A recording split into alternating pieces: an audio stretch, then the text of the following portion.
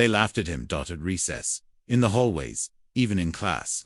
The other kids didn't care that his grandfather's name was carved into the stone wall at Arlington.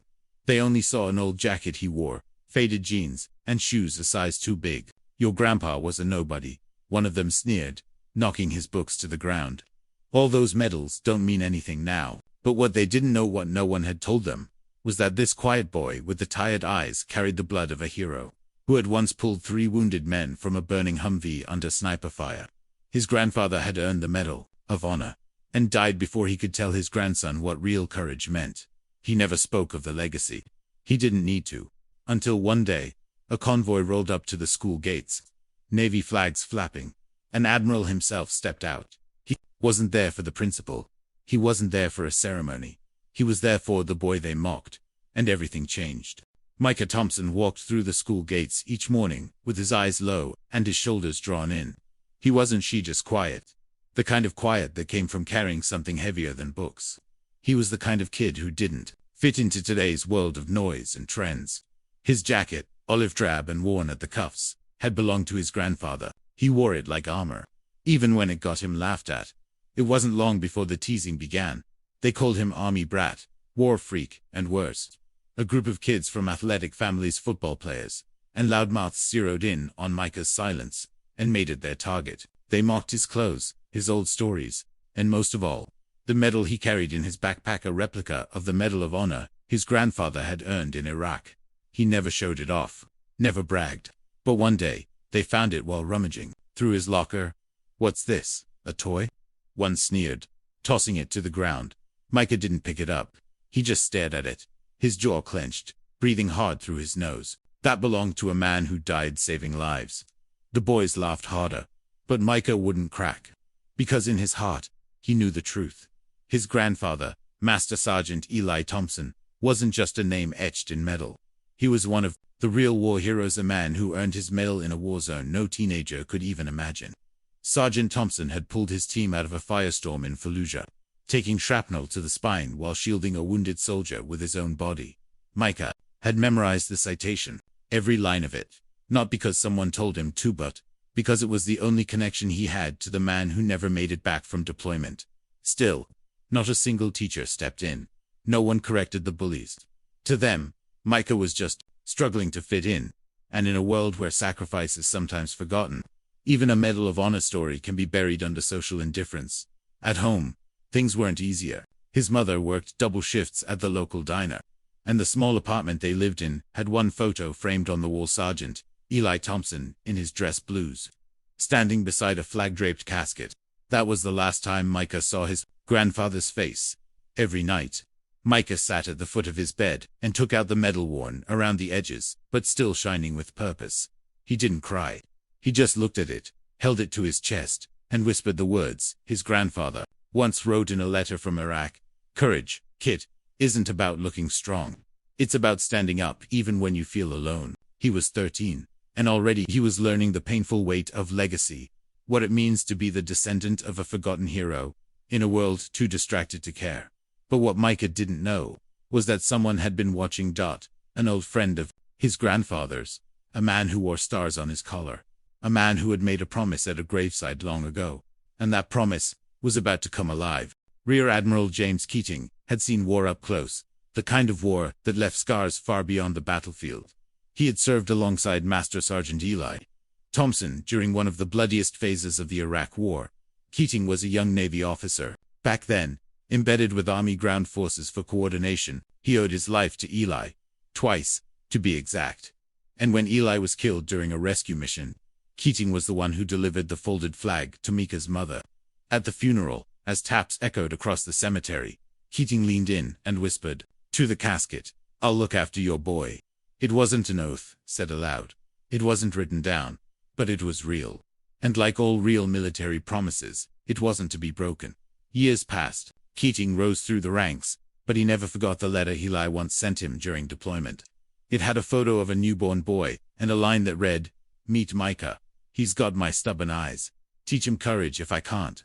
That letter still sat in Keating's desk drawer. One morning, Keating received an anonymous message on social media. It was short. No name, just a screenshot, a picture of a boy at school getting mocked.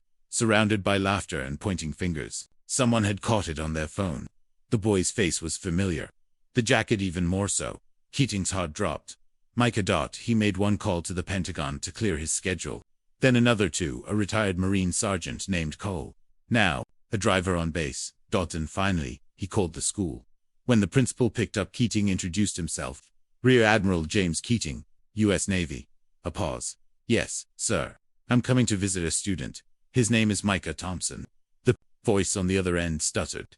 We weren't aware. Is this for an event?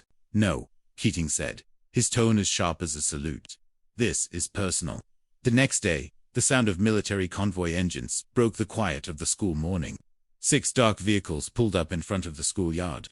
The front vehicle bore a Navy flag. Uniformed sailors stood at attention before the doors even opened. Inside the school, students pressed against the windows, whispering, who were they here for? Was there a drill? A dignitary? Micah, meanwhile, sat in history class, slouched in his seat. His jacket rested on the back of his chair, and his knuckles were bruised from pushing a bully off him the day before. No one noticed when the door creaked open, until the teacher stood up straighter, and silence fell. Rear Admiral Keating stepped inside, silver-haired, tall, and wearing full dress uniform. The medals on his chest gleamed beneath the classroom lights. I turned toward him. He didn't speak to the teacher. He didn't look at the class. He walked straight to Micah, and then he saluted. Not a nod, not a handshake, a full, formal salute. Micah stood, confused and stiff. Sir Keating's voice was firm but kind. Your grandfather was one of the bravest men I've ever known. I served with him in Fallujah. He saved my life. And I'm here to make sure his grandson never forgets what kind of blood runs in his veins. The room was frozen. Not even the air moved. One of the bullies, Trevor, the ringleader, stood by the door. For the first time, his smirk faded. I know what's been happening here, Keating said, turning briefly to glance at the class. You think valor ends when the war ends. That sacrifice is something you can mock. You're wrong. And someday, you'll wish you'd shown more respect for the legacy that protects your freedom. He then looked back at Micah. Come with me, son. Still stunned, Micah grabbed his jacket and followed him out. As they walked down the hallway, silence followed. No laughter, no cheers, just a sea of eyes watching something they never expected. A military tribute unfolding not on a battlefield, but in a school hallway. And outside, the convoy waited. Micah stepped in. For the first time in his life, he felt seen, not just as a student, not just as a kid, but as the descendant of a real war hero, a forgotten hero. The ride to the base was quiet at first. Micah sat in the back of the lead vehicle, still trying to understand what had just happened. The man beside him, Admiral Keating, radiated calm strength, the kind Micah had only read about in veteran stories. They drove past the main gate, through tight security, and toward a small, low building set apart from the rest of the base. As they pulled up, the Admiral finally spoke. You ever been on a Navy base before?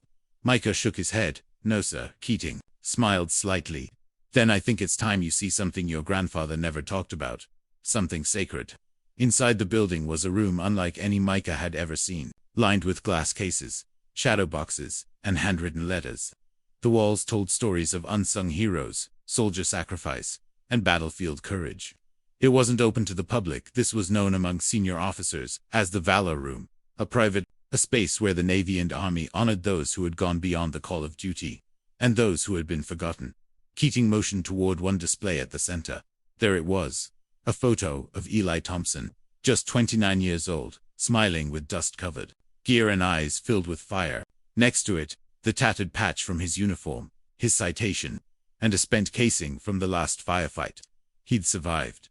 Micah's hands trembled as he stepped closer. I didn't know this existed, he whispered.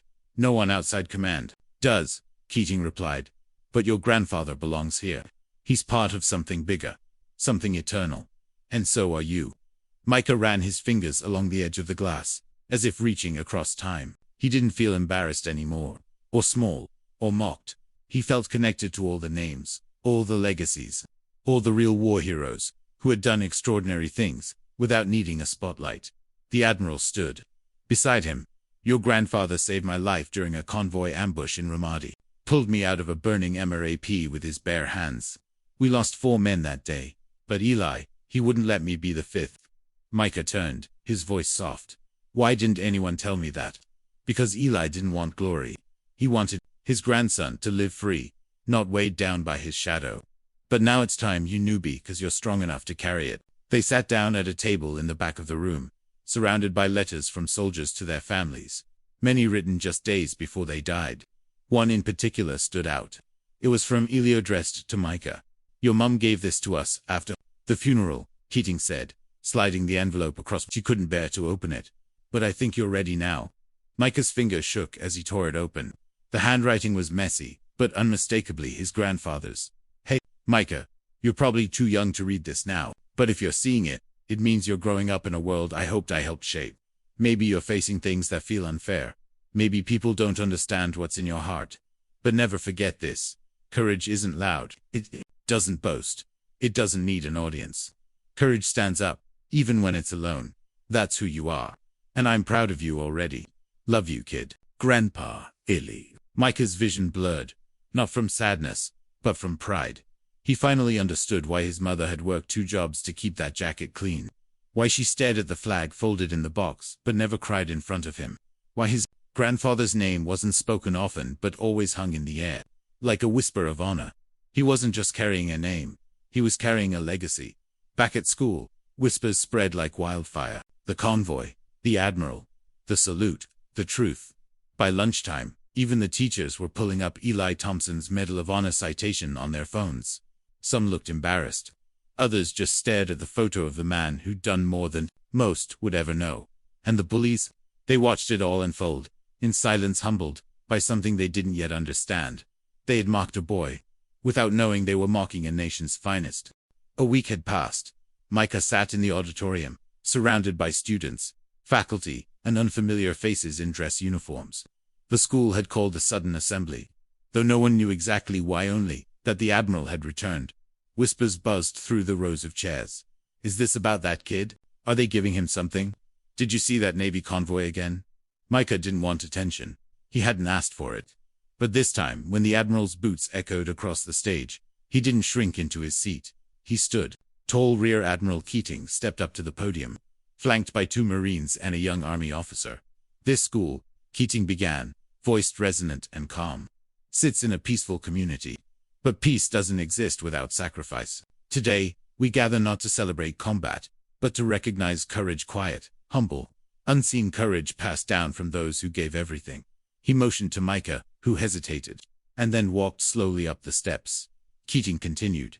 "This young man is the grandson of Master Sergeant Eli Thompson, a man whose bravery saved lives under fire, who earned the Medal of Honor through actions most of us can only imagine. But more than that, Eli raised a family who kept his values alive."